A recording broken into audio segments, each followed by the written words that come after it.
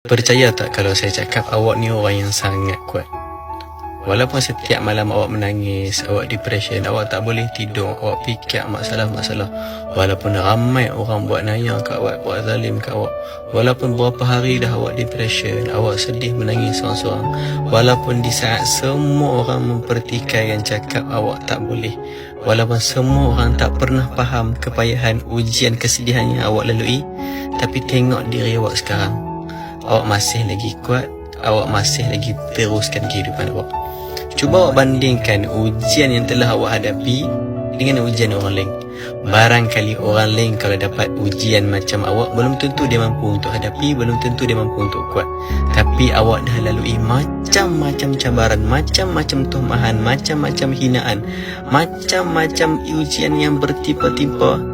Awak still ada diri awak, awak still kuat, awak still bangkit. Nampak tak betapa hebatnya diri awak? Tolonglah cakap dekat diri awak yang awak kuat, awak tak lemah, awak dah hadapi macam-macam, bukan sia-sia. Tapi untuk awak jadi diri awak yang sekarang. Allah tak bagi ujian, kesedihan, kepayahan tu sengaja. Tapi Allah nak jadikan awak orang yang sangat kuat, sangat hebat. Awak kena ingat, setiap kepayahan yang awak dapat, walaupun sekecil kepayahan hinggalah sebesar kepayahan, semua takkan sia-sia, melainkan awak akan dapat ganjaran pahala yang sangat besar ke akhirat nanti. Sabar sikit je lagi, tahan sikit je lagi. Percaya dekat Allah. Tak percaya kat orang tak apa, percaya dekat Allah.